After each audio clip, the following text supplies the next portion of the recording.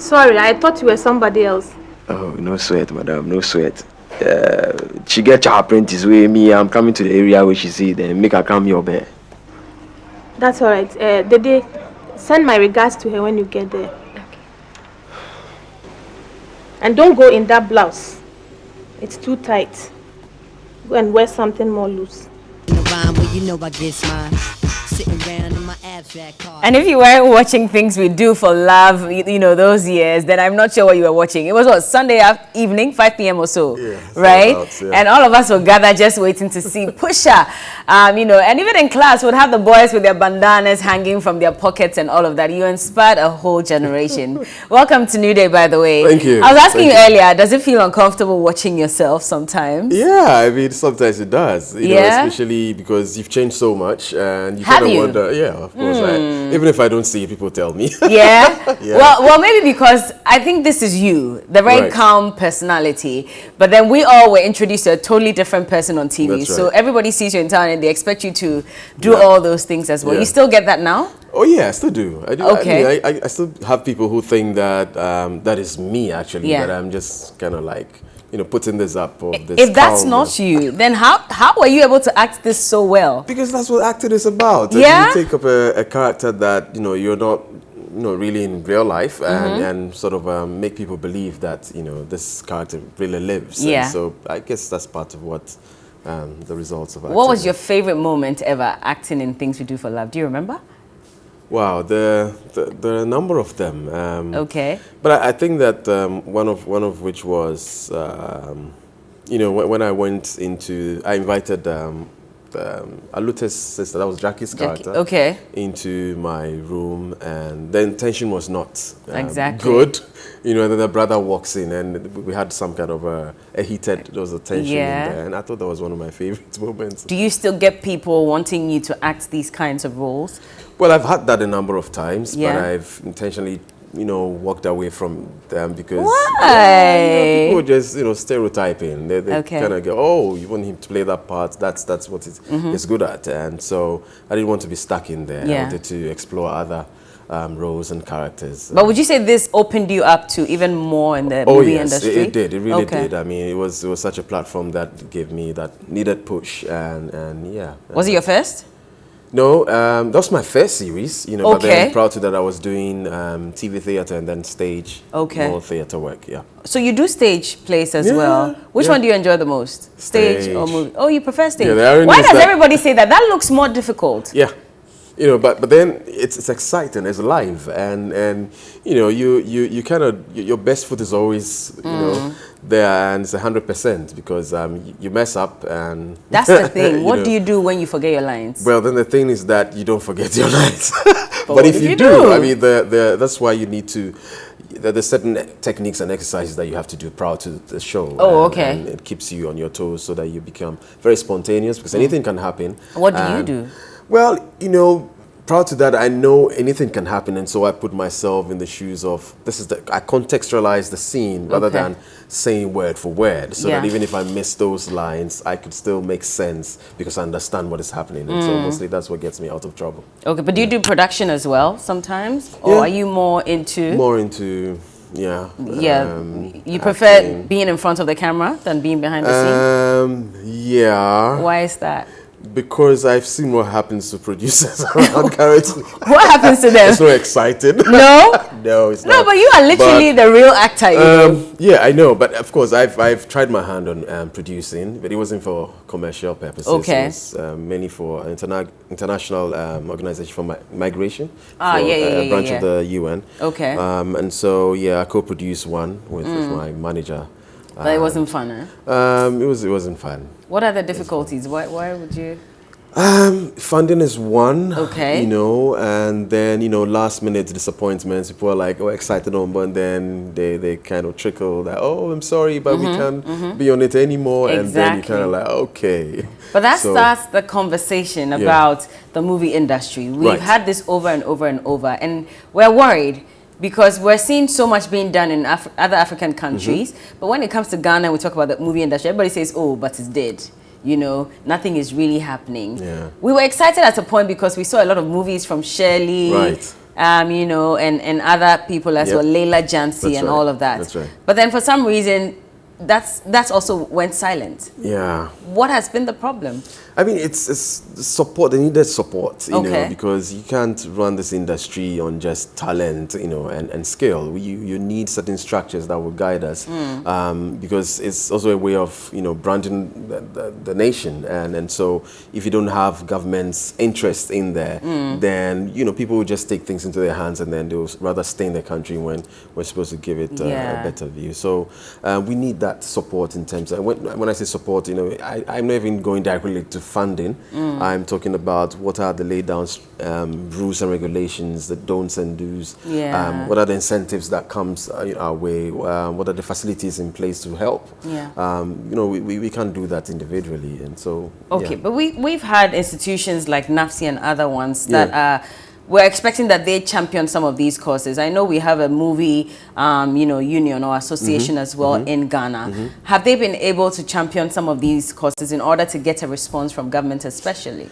I mean, you would expect that, you know, some of these institutions would do more, but, you know, at the end of the day, you find out they are handicapped. You know, most of them are being subvented by government, etc. They now have to find their own means of making money to support institutions. And NAFTI, for example, where I'm a part-time lecturer as well. You know, it's purely a technical institute, and they try even now to bring the acting into the you know, the curriculum. Oh, nice. So that you'd have a whole production house, if you will. It's not been easy, you know. So it's progress is there, but it's been slow. And so we're hoping that, you know, things will pick up. Are students difficult? How's it like being a lecturer? I remember my first day, my first class. Actually, it was really uncomfortable. It was nervous because it's not a thing that I'm not a professional teacher, you know, as it were. Oh, so what, you just happened to be because they wanted to introduce acting. They thought that, you know, I qualified to take that up, and so I did. And, you know, they kind of, I'm sure they weren't sure what they were expecting, whether they were getting a pusher or you know, a professional teacher. And so they were very quiet, and it made me very nervous because I wasn't sure whether they were getting me, they were understanding me, because I asked questions and nobody wanted to just stare. You should have gotten into your element a little, you know, just to get them all whipped up with excitement. Right, you know, but I just wanted to make sure that the lines were clearly drawn. That pusher is, you know, I left that behind. So, but of course, they warmed up to me, and also made it very easy for you. That's right. Well, speaking about Adjetey Annang, the actor, in 2009 there was a movie that was released that had everyone talking. We enjoyed it. It was a Sparrow production, and it was called Perfect Picture. We had the likes of Adjetey Annang, Shoko, Lydia Forson, Jackie Appiah, and many more. And just yesterday, we all got excited again because there's going to be oh yes, if you want to watch the full movie, please go and buy. Do they still sell CDs now? I'm not sure. Find a way, pay for it and watch it. But that was just a little introduction to 2009's Perfect Picture. By the way, there is going to be a sequel that will be released soon. We'll talk to Adjetey about it when we do get back from this. And I'm still here with actor Adjetey Annang, who, by the way, is an AMVCA award recipient. Are you the current one, or you won that 2 years ago? It was last year. It was last year. Yes, it was. Congratulations on that one, by the way. And we just took a look at Perfect Picture 2009. Now, yesterday we noticed that there has been a press conference announcing the sequel to that.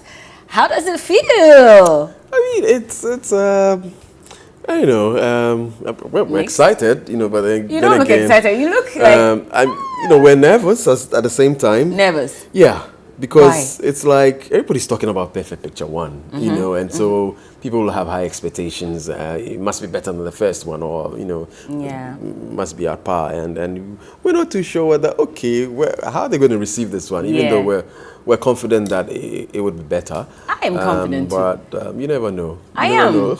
Like I was telling you, there's been, what, 10 years? That's right. Between the two, right? Yeah. Have you started shooting already, though? Oh, yeah. Oh, you have? We're almost completing. Okay. Yeah. So you've had 10 years of more experience. You've improved in your acting. I'm talking for everybody, of course. You know, on the movie. Directing and production has improved as well. And so I'm sure it's going to be good. Yeah, we're hoping We know you won't disappoint. You can't disappoint us because we're looking forward to it. But what role did you play in this one? Still the same role? Yeah, fella, you know, the lawyer who went to fix a broken air condition and then met this lady. Fell in love with, And now they're in the marriage. 10 years of marriage. And So this is looking more, at the life after marriage. That's right. And the challenges and the good and bad and all of that. Yeah. Okay. Yeah. Speaking of marriage, though, so you celebrated 12 years. And honestly, I must say that you're one of the people who has managed to keep your private life out of the scene for a very long time now. You've tried. People have tried to talk. It's none of their business anyway. But it was beautiful how you celebrated 12 years with 12 pieces of advice for people about how to keep your marriage going. Those have been your secrets. But do you think that people identified with these advices that you put out on social media? Did they help people as much? Oh yeah, I mean the feedback, told us a lot that people were either in similar scenarios or haven't learned a thing or two. Of course, the motivation for us was not to sort of tell people that this is how to do it or not to do it, but it was just to share our experiences that people can be encouraged, even when they are down, that we've been in certain places and you can always find ways in getting back. And so the feedback was really great. I mean, it was tremendous. But let's be honest, is marriage difficult? It can be difficult. It can be. It can be very difficult. Okay. Because two different people coming from different backgrounds, and there have to be a lot of compromises, sacrifices, understanding, listening. That's one thing that I've learned a lot. On that. Oh, you had to learn that. Yeah, I needed to. Because more or less I've made up my mind, and that's what I'm going. I'm not listening. I'm hearing you, but so a few things that I've learned. So you'd have to put yourself in that position of where, okay, she's the lady, but I still want to give her that space because it's a partnership. It is. So, yeah. So you do the house chores with her and all that? Yeah, I do that sometimes. That's sweet. I do that sometimes. You're not tired of being with the same person over and over and over? You'd have to find something you love and continue, and so I'm not, for example, when I do the dishes, for example, it's not doing it because of women empowerment. No, I'm doing it because I love to do the dishes and be a help around the house, so that when she comes in, she can do something else, and she's free a bit, and make it less stressful for her because the nature of her job as well. Yeah. You should go on his page and read on it if you haven't checked it out already. I thought it was sweet, and so I just wish you the best in your marriage as well. We won't touch too much on that. I know your son is doing well, but now final words before you go, especially for the movie as well. When is it coming out? Are you allowed to give out that information? It's in December. Okay. I'm not too sure about the dates now. Okay. But it's in December. Yeah. And I see that there's been an add-on of some top Nigerian actors. RMD. Yeah, RMD is. I'm still in love with that one. Incredible guy. Yes. Okay. Yeah. And other people as well. That's right. But then the original cast. Everyone is still on board? Everybody's still on board. I think 1 or 2 that are out. Because they've left town. So it's tough to reach them. Yeah, but otherwise, about 90% of the cast. Definitely. Yeah. So December, look forward to it. It's going to happen. And I've been speaking to Adjetey. And final words to people before you go. Any advice? Well, keep supporting us. Keep patronizing our works. If you're really interested in Perfect Picture, go to the hashtag the Perfect Picture movie. And of course, Ghetto Hero, my other movie, comes out on the 12th of October, Silver Bear Cinema. So look out for it as well. Definitely. There was also another one you were promoting. Gold Coast Lounge. Oh, that's in January 2020. That is massive. Yeah. I think that it's a new level of making film in Ghana, and I think that we should really look out for it. Gold Coast Lounge. Gold Coast. I'm looking forward to that. But thank you so much for joining me. Thank you for having me. It's TV. I don't want trouble, so let me shake you. But yes, I've been speaking to Mr. Adjetey Annang, a very prolific Ghanaian actor, and of course, current winner of AMVCA's Best Lead Actor, right? Actor in a lead role. That's right. You see, I remember. I've been checking on you, you know. Anyway, so take a look at another part of the Perfect Picture. And Johnny and Crystal. Oh, actually, we're going back to things we do for love. Johnny and Crystal will join me, so we wrap up.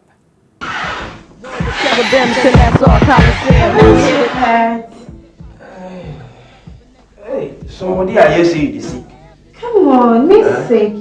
I know you too well. I don't think you're trying to play a little tricks on me. Of late, you've been avoiding me. Is it because you saw me with that man? I asked you something. You make it wedge. Oh no, I've asked him to leave me. I've asked him to leave me. You make it wedge. They can't. Oh no, why are you going? I say where Jimmy la? I say I dey come. Where Jimmy? Oh no, Pusha, please. I'm sorry.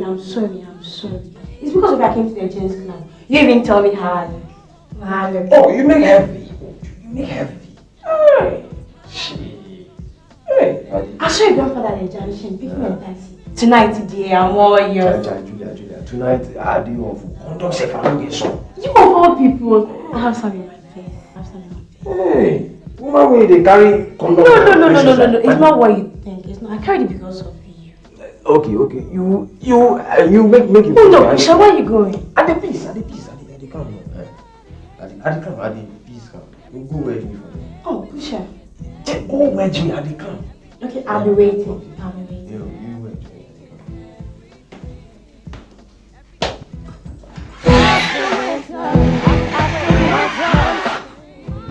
You wait. I'm sorry, sweetheart. Please.